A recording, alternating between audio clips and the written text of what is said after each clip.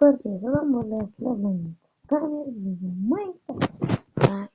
Ozgina sizlar bilan o'ynaymiz. Men zerikib ketdim Minecraft o'ynamay. Sizlar bilan o'ynaymiz Minecraft. Chunki men uncha ko'p Minecraft o'ynamayapman. Zerikish bor ozgina.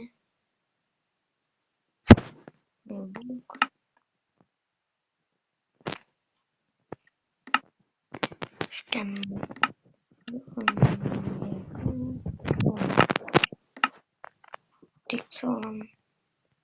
Tamam.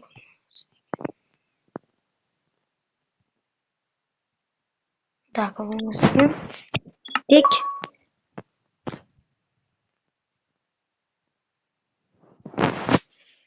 Sizlar bilan ozgina o'ynaymiz. Kelishim uchun Minecraft ketib qoldi. Bunisi tal boshqa yangiroq versiya. Eskiroq versiyada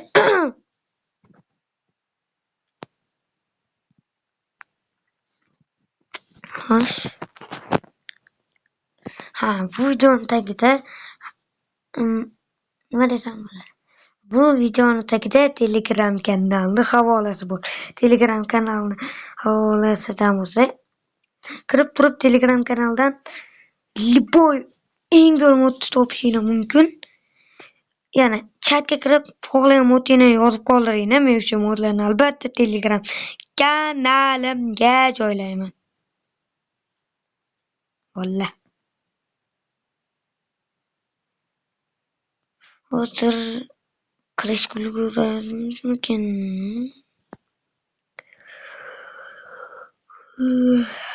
Bugun sizlar bilan biz uy quramiz. Uy qurishni yaxshi bilmayman. Birinchi videoda yaxshiroq uy qura olmadim. Ikkinchi qismini ham olmadim.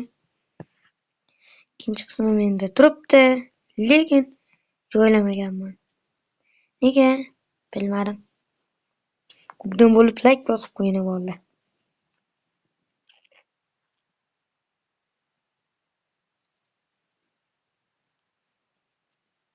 Videolarim sizlarga yoqsa albatta like bosing. Videolarim yoqqanda shunday bilaman. Sahro.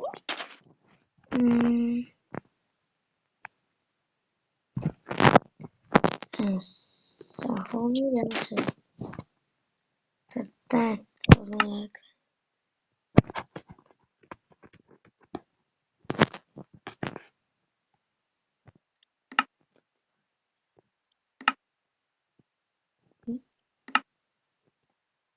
Ne yapıyorsun? Uçuyor. Uç. Ekranlar bir yerden böyle zorlanıyor. Hareket buraya zorlanıyor. Kana. Hayatım kana. Açıyorum. Video yok kuramız. Bu arada shunchaki Telegram kanalini shu yerga kommentariyada qoldiraman. Bu yerga kirib obuna bo'lib qo'yishni maslahat beraman. Chunki juda ham zo'r modlar bor. Men ikkinchi Telegram kanalimda bo'lsa nima borligini ko'proq bilasiz. Men ikkinchi Telegram kanalimda albatta yozib bo'ladi. Xohlagan kishini admin qiling desangni qilaman.